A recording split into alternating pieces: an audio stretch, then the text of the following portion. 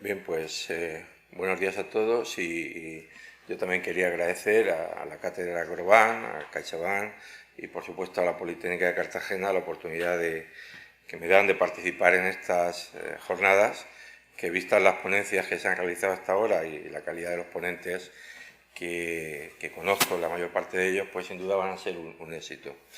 Bueno, yo voy a cambiar un poco el tema y voy a hablar sobre el riego sostenible en la agricultura mediterránea, que es pues bueno, a lo que me dedico fundamentalmente, aparte de, como pone aquí, pues dirigir el CEBAS actualmente.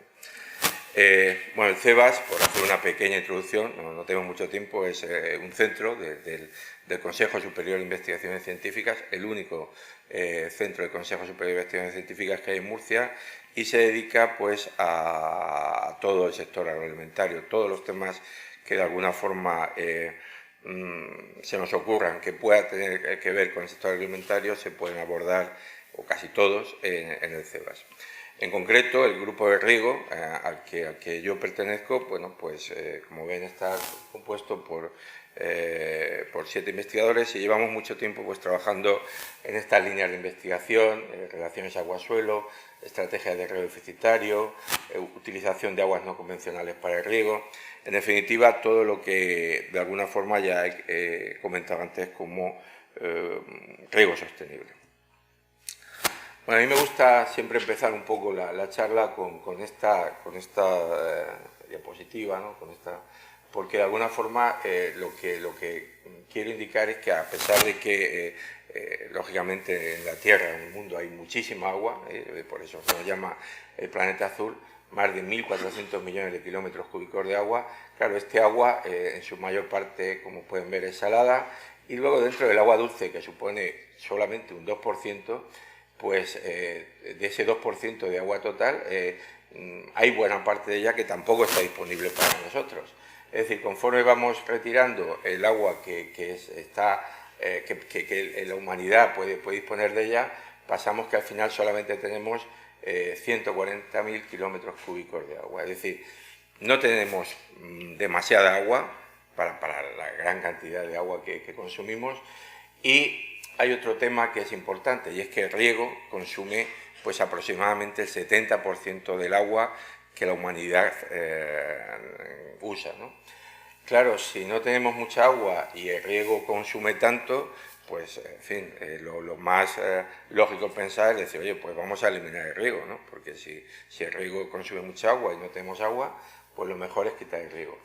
Bueno, sin entrar en situaciones particulares y regionales, que evidentemente sí que es cuestionable si la superficie de regadío puede seguir o no puede seguir, pero a nivel global, a nivel mundial, reducir el riego no es una estrategia que en principio sea útil. ¿Por qué?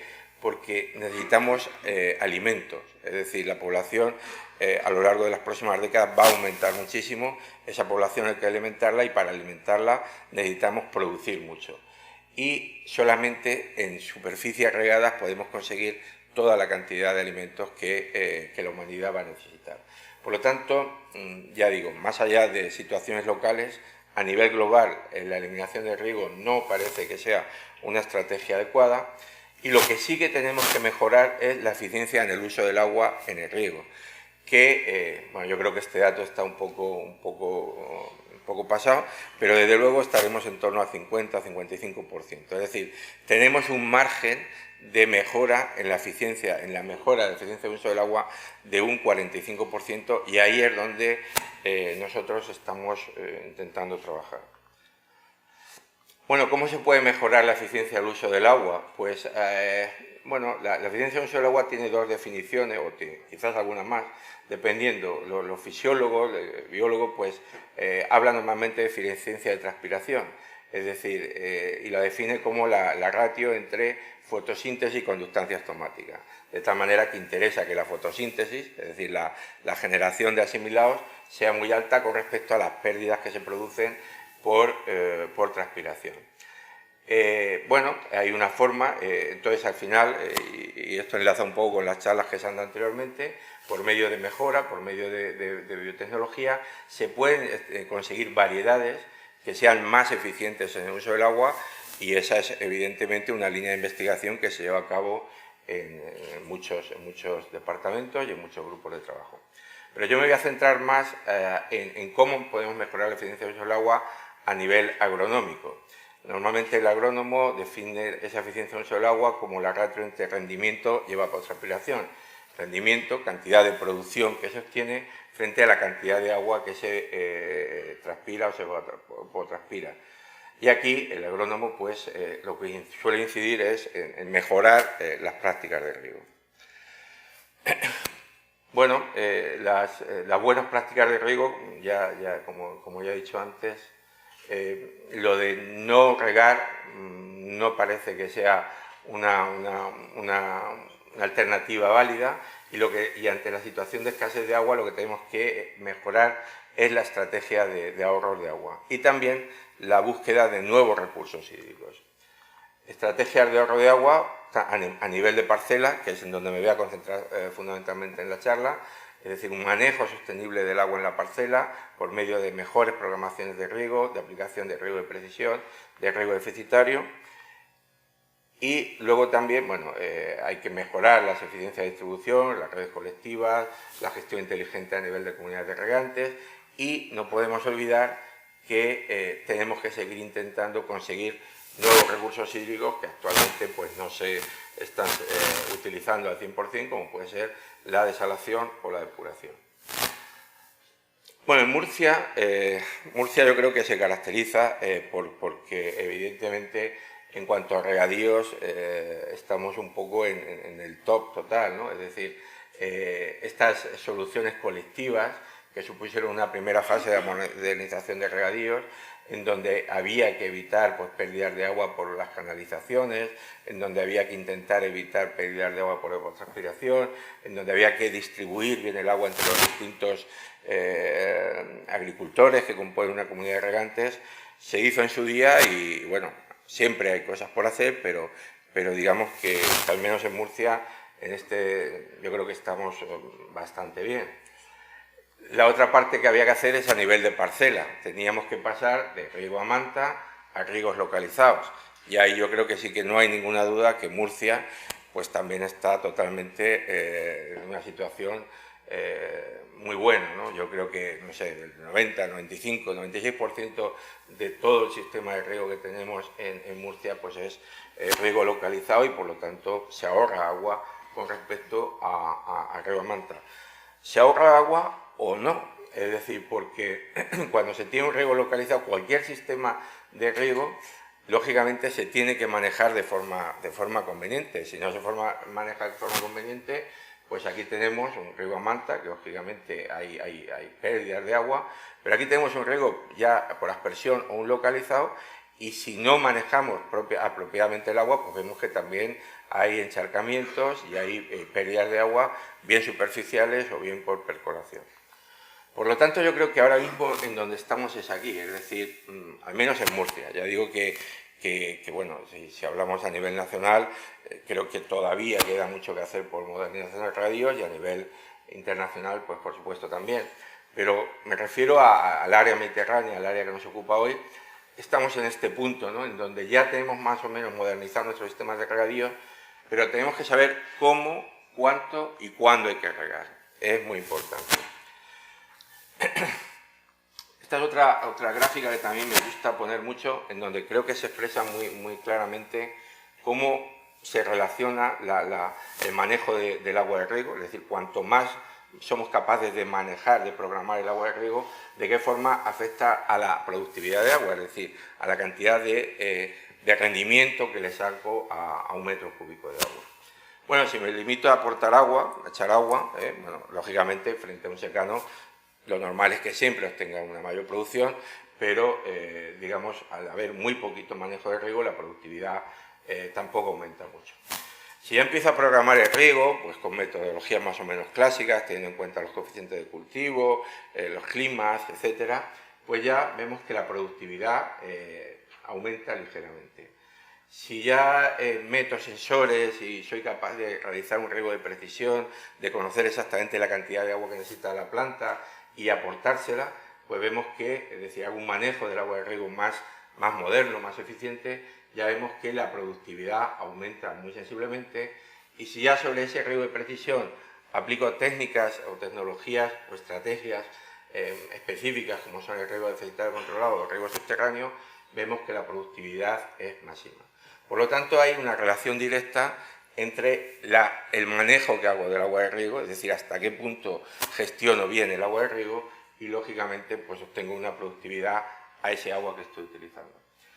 Todo esto en algunos sitios pues a lo mejor da igual, es decir, si esto se lo cuentas a los alemanes o a los daneses, pues supongo que dicen, bueno, bien, esto está bien, pero claro, aquí en Murcia, y cuando digo Murcia me refiero a todas las áreas, zonas áridas y semiáridas que hay en toda la zona mediterránea, incluso en muchas partes del mundo, pues lógicamente esto es un tema absolutamente clave y fundamental. Bueno, muy brevemente, porque de tiempo supongo que no vamos demasiado bien, riego de precisión. En el riego de precisión voy a hablar de algunas de las tecnologías a las que he hecho referencia.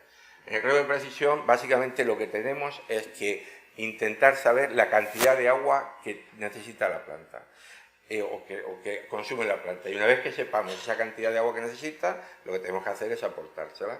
Es decir, no le echamos más ni le echamos menos. ¿Cómo podemos saber la cantidad de agua que necesita la planta? Pues lógicamente utilizando toda una serie de tecnologías y de sensores que nos dicen cómo está. Sensores hay muchísimos para conocer el estado hídrico de la planta. Algunos en el suelo se utilizan midiendo el nivel de humedad del suelo y otros el nivel de humedad de la planta.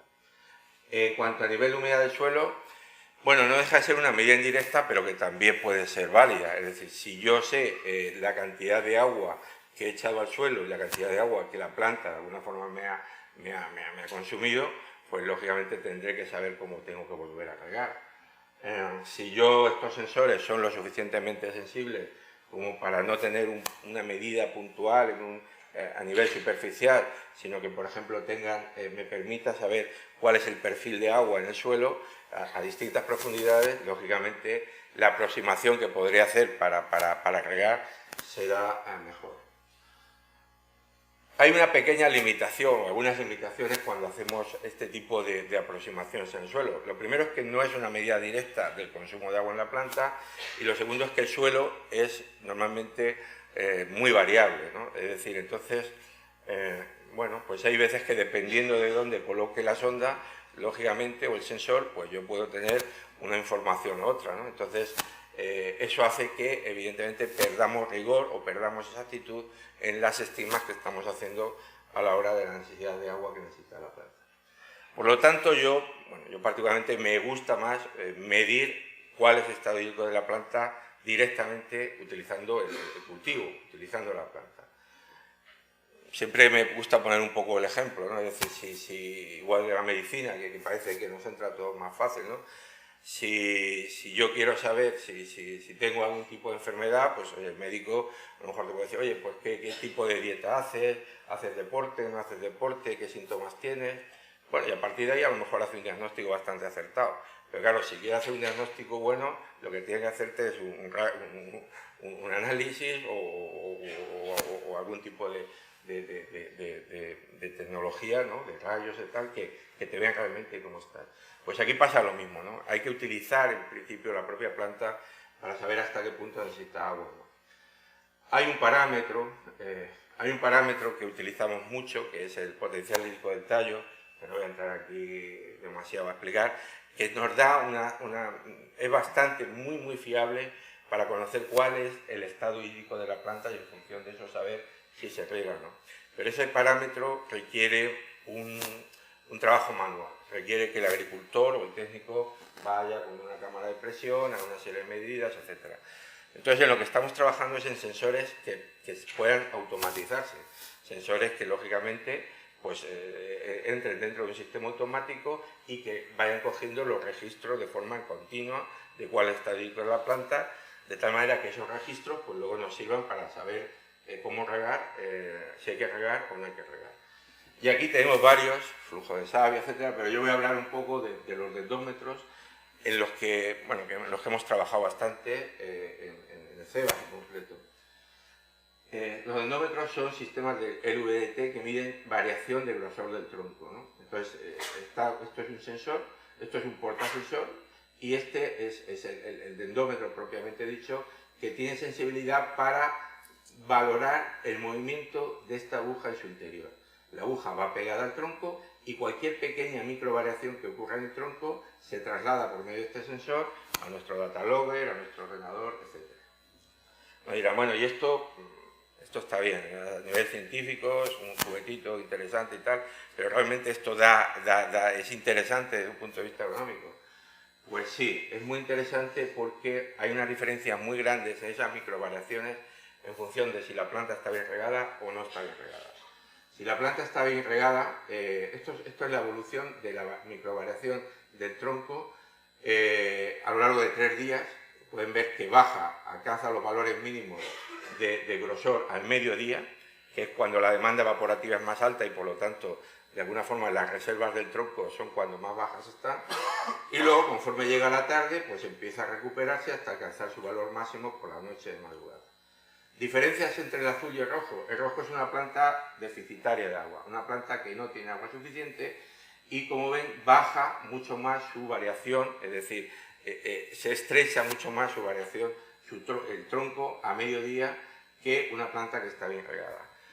Bueno, esto, por explicarlo de una forma más o menos sencilla, se entiende casi, ¿no? Es decir, si la planta no tiene prácticamente agua debajo, lógicamente en el momento de máxima demanda evaporativa tiene que tirar más de sus propias reservas y por lo tanto adelgaza, por decirlo de alguna forma, un poco más en ese momento de máxima demanda evaporativa.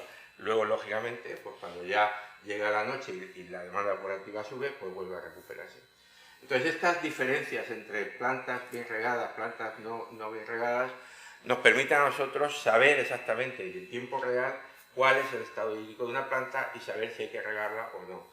Una planta que se mueva en unos parámetros, que en este caso ya están estipulados, de entre menos 0,1 y menos 0,2 micras, en este caso no sé qué tronco, sería un tronco de melocotonero, creo, pues entonces no tendría que regarse, mientras que una planta que esté por debajo de esos valores tendríamos que aportar agua. Esto, como digo, lo hemos hecho a nivel científico, pero cada vez se está aplicando más también a nivel de agricultor. Y bueno, yo creo que son tecnologías que hay que tener en cuenta.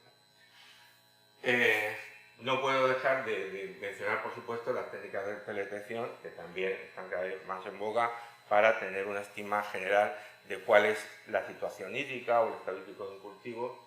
Pero yo creo que sobre todo a día de hoy, para lo que más se utilizan es para ver variaciones, cuando las parcelas son muy grandes, variaciones en el estado hídrico o en las necesidades de agua que tiene una planta u otra, ¿no? Es decir, de momento no tenemos todavía parámetros lo suficientemente precisos como para un proceso de teledetección saber exactamente que a ese cultivo, que a esa planta o a ese árbol hay que echarle agua, ¿no? Muy brevemente, hemos dicho que el riego de precisión era importante y luego el riego óptimo implicaba pues, algún paso más. El riego deficitario controlado quiere decir, una vez que ya sabemos la cantidad de agua que necesita la planta, sé también que hay algún momento en donde no tengo por qué cubrir las necesidades hídricas totales de la planta. Es decir, puedo hacerle pasar sed a la planta durante algún momento de su periodo fenológico y eso no le va a afectar a la producción.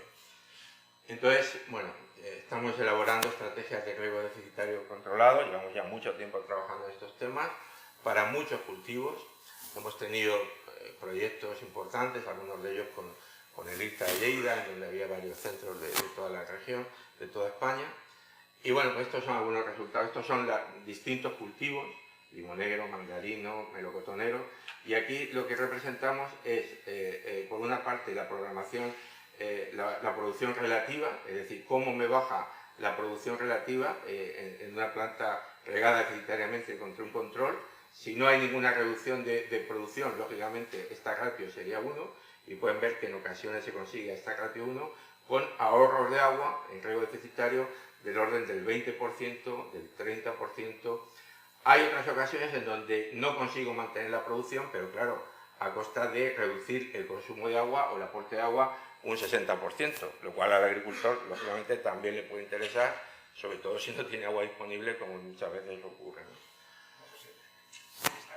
Sí, ya, muy brevemente. Y por último, el riego localizado subterráneo, que bueno, también es una tecnología que cada vez estamos aplicando más, porque básicamente lo que hacemos es evitar el componente evaporativo del suelo y por lo tanto conseguimos una mejora en la eficiencia del uso del agua. Ya para acabar, simplemente, pues yo creo que después de la charla, el planteo, es un planteamiento de riego sostenible, por lo menos en nuestra zona mediterránea, en nuestra área mediterránea, en Murcia, en el Levante, es una necesidad o es una opción. Yo creo que no es opcional, es absolutamente necesario. La gestión sostenible del riego es obligada ante esta situación de escasez de agua que tenemos. Disponemos de metodologías y tecnologías apropiadas para mejorar la eficiencia de uso del agua en la agricultura, algunas de las cuales he mencionado y otras, lógicamente, pues se me han quedado fuera. Y quizás la parte que todavía nos queda es ser capaz de optimizar, de transferir todas estas tecnologías al sector agrícola, que en eso pues también estamos trabajando. Nada, muchas gracias.